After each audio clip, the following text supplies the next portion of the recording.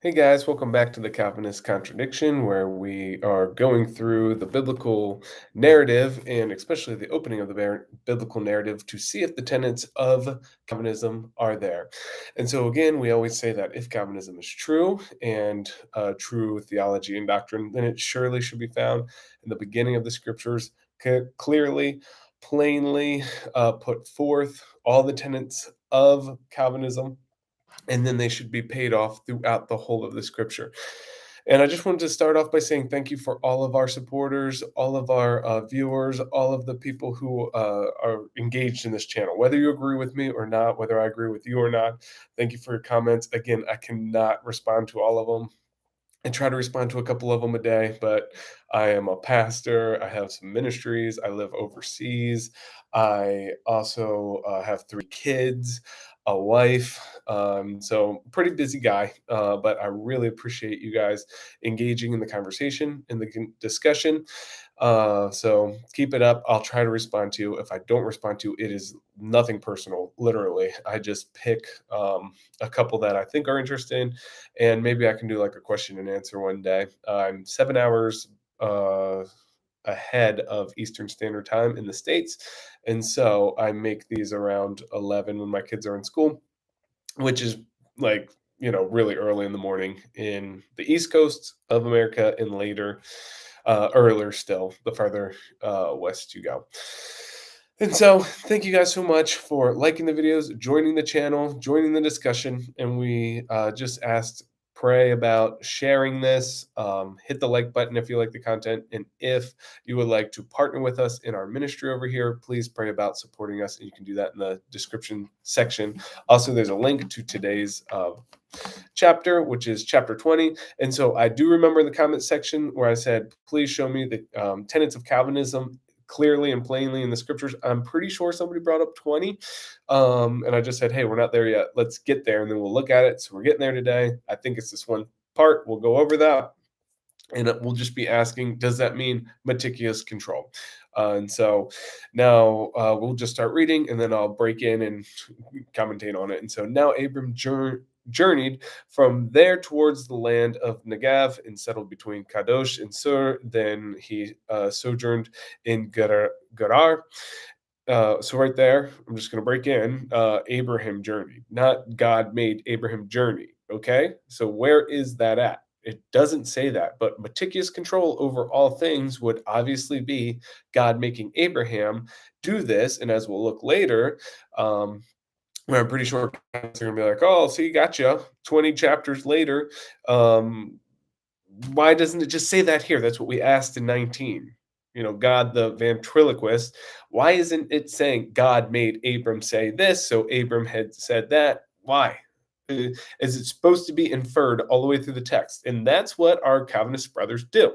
They infer it. And so, they always try to do this. I got you. In the comment section, it's like, no, that's your opinion. You're inferring that there. Okay. That's what you're doing. You have your Calvinist glasses on, and then you infer it into the text. And all I'm saying is, I'm not reading it with a free will perspective. I'm just saying, why doesn't it say that here? I'm just reading it naked, if you will. It doesn't say, and then God made Abram journey, meticulously controlling him to journey. It just says he does that. We're going to see that a lot in this chapter. Abram said of Sarah, his wife. So God made Abram say of Sarah's wife, or does it just, as a text says, Abram said of Sarah's wife, she is my sister? Doesn't say God did that. We're going to run into that a little bit later. So Abimelech, king of Gerar, sent and took Sarah. But God came to Abimelech in a dream. So here we are, theophany again, so that God's revealing himself. He's not meticulously controlling him. He's showing up in a theophany for like the fifth, seventh time here in a dream. And he said, behold, you are a dead man because of the woman whom you have taken, for she is married. Now Abimelech had not come near her and said, Lord, will you slay the nation, even though blameless? Where did we hear that? From Abraham a couple chapters back with Sodom and Gomorrah. Did he not himself say to me, she is my sister? Okay, right here.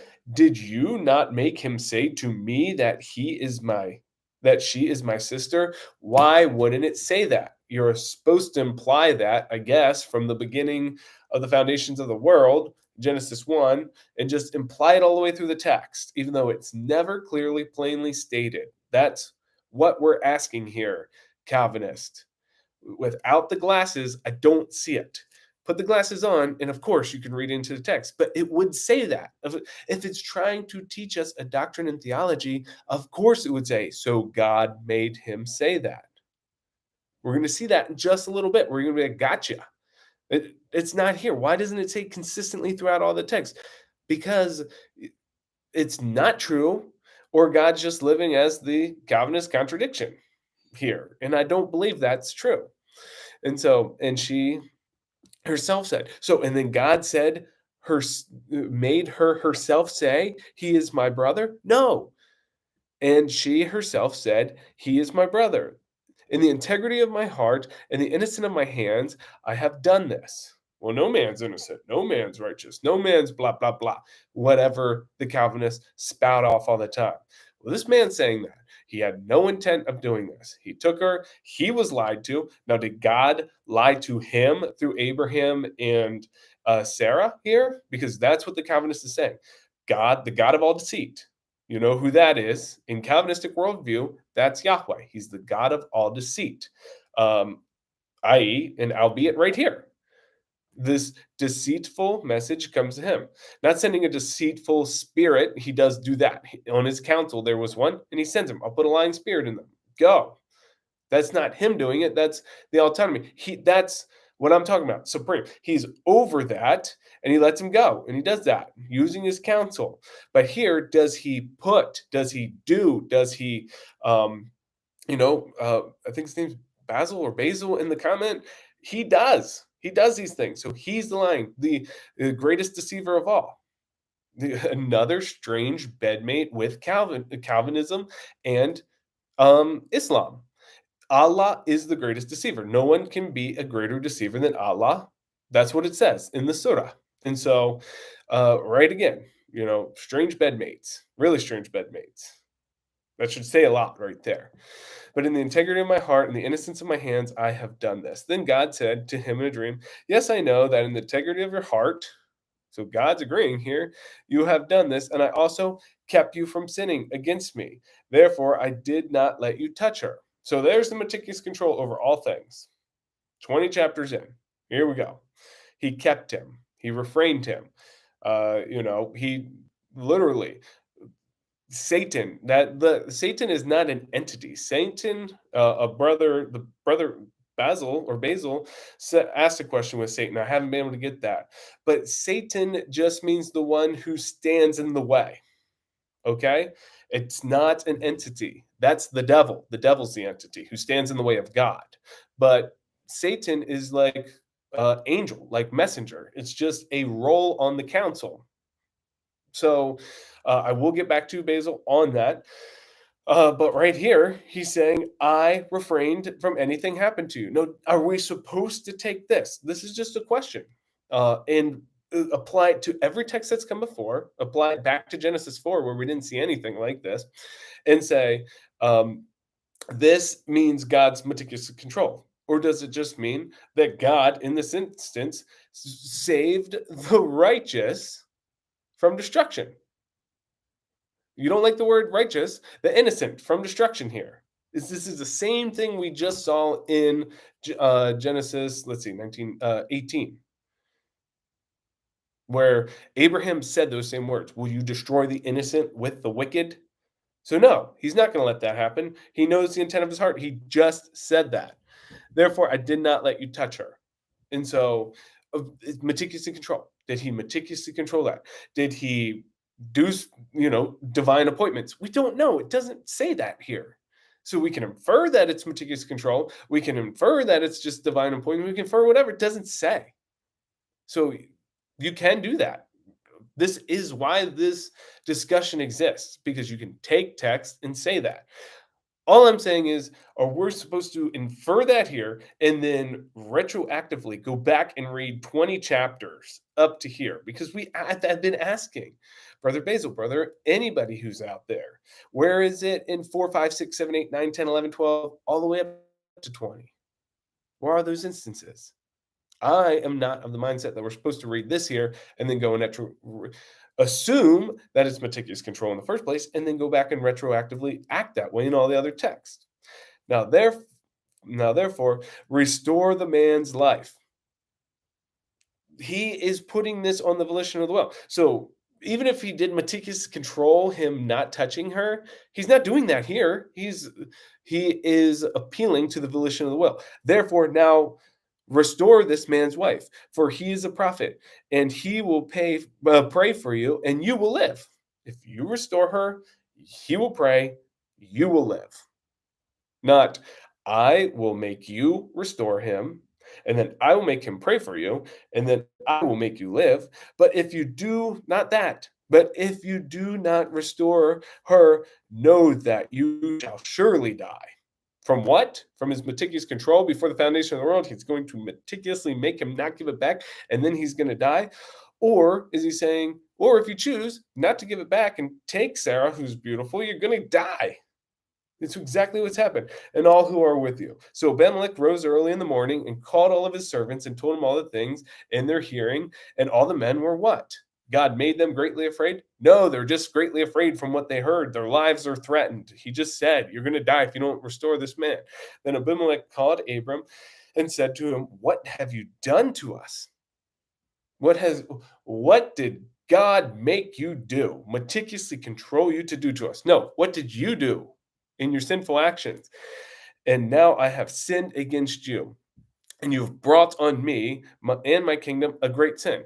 God sinned meticulously control, does, the eating. God eats people through Jeffrey Dahmer. God rapes children through pedophiles. God builds Birkenau and Auschwitz and kills millions of Jews. He does it. He has this, you know, unsatiable desire to sin in Sodom and Gomorrah and do all these things, and he comes in and sweeps it all under the rug. Is that what we're seeing here? Or does he, as the text says, you lied, you were scared, you did all this? Not this meticulous control that God made you do that. It would be recorded here for sure, as it would have been in Sodom and Gomorrah.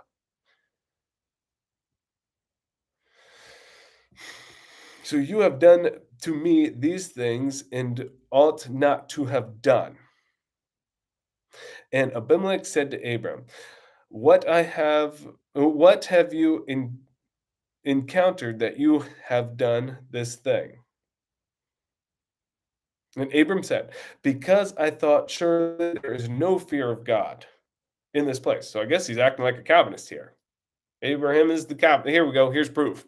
There's no fear of God anywhere ever, because it is from from the fall.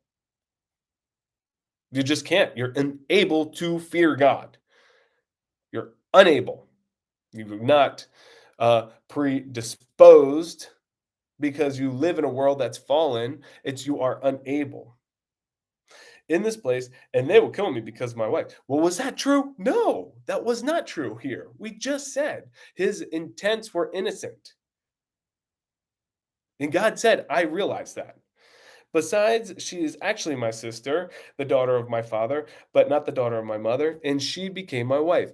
And it came about when God caused me to wander from my father's house that I said to her, this is the kindness which you will show me. Wherever we go, say of me, he is my brother. There it is. I'm pretty sure this is what was in the comments.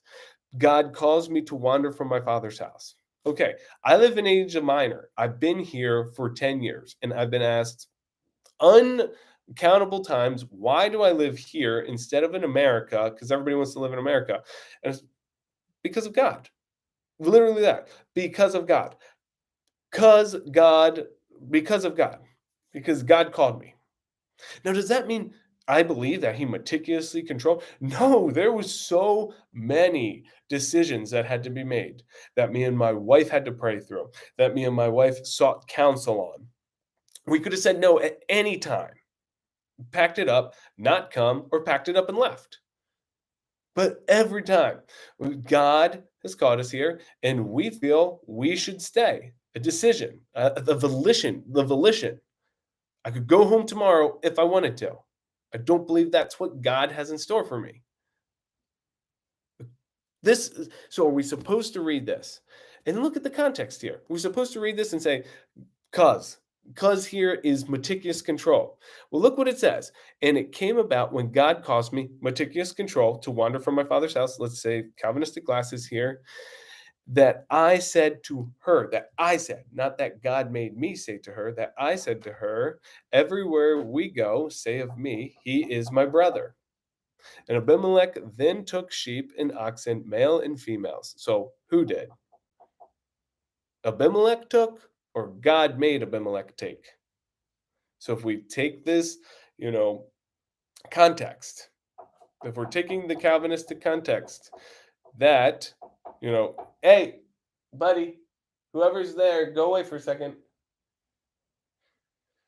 So the sorry, my kids are knocking at the door. So if we take that context, God meticulously makes Abraham wander, like meticulous. Okay, God causes Abraham to wander. Why? Because multiple reasons. We can go back in the text and look. The wickedness of the Amorites hadn't been filled up yet. There was a famine, so he had to go down to Egypt. He did the same thing here, and so meticulously controlled or caused through other reasons. That's all I'm asking is, should we put meticulously control here? Why, if we do put that there, do we not see in the text that say, and then God uh, caused me to say to her, this is a kindness which you'll show to me. Everywhere we go, God will make you say to me, he is my brother. And then why doesn't it say God made Abimelech take sheep and oxen, male and female servants, and give them to Abraham, and restored his wife Sarah to him. And Abimelech said, behold, my land is before you. Settle everywhere you please. Everywhere God makes you, behold, um, my land is before you. Settle wherever God makes you or wherever you please. Volition of the will. Again, to Sarah he said, behold, I have given you your brother 1,000 pieces of silver. Behold, it is your vindication before all who are with you, and before all men you are cleared. So, behold, God made me give 1,000 pieces of silver, or behold, I did it. I did it to clear myself because he doesn't want to get killed. He's a dead man walking. He doesn't want to die. So Abraham prayed to God. This is exactly what happened. He vindicates himself, he restores him, and then Abraham prayed to God.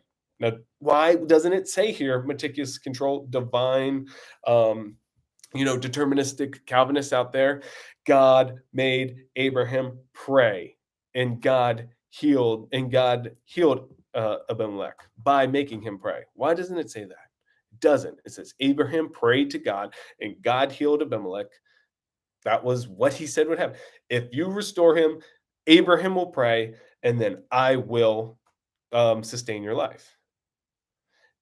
That was the choice that was made. If you don't restore him, you will die. He chooses to restore him here. It does not say in the text, Calvinist, who's going to put on your glasses and say, he meticulously controlled him. It doesn't say that. You are inferring that into the text, and the text would clearly point that out. And so God healed Abimelech and his wife and his maids so that they bore children. For the Lord had closed fast all the wombs of the household for Abimelech because of Sarah and Abraham's wife. There's a little bit of information there. What's going on here? Why is he being healed? Because the Lord closed his household's womb. He can't procreate now. So this is a pretty long period of time, I guess, if they're trying to have babies and they can't. And then what? If you want to be restored, if you want to be fruitful, you better do these things. Okay, it doesn't say fruitful there because I know the Calvinists will get, oh, he added something in the text. It doesn't say fruitful there. It says, if you want to live, you better do this. Restore him. Abraham will pray, and then you will live. Not, I will make you. I will make Abraham, and then I will make you. That's not what it says. Okay, and so Another thing that I saw in the that's the end of the chapter. We'll go over the next ones in the next video, the next chapter 21. But I did see in the comments, hey, you don't use your, you're not using the Bible to make your points. Well, that was for the conflation videos. We're doing nothing but using the Bible in these videos and the conflation one. And so the conflation ones is more of asking critical questions that have you critically think. These are going through the scriptures. And so I love you guys. Again, pray about joining us in our ministry. You can do so in the description section. Like this video, and comment, and we will see you. I'm going to take a week off. I have a group coming in from the States, and we're going to be doing a lot of ministry stuff. And so I'll give you a short update when we get back into this next Friday, or the Monday after that. And you guys have a great week. Love you guys, and talk to you later. Bye.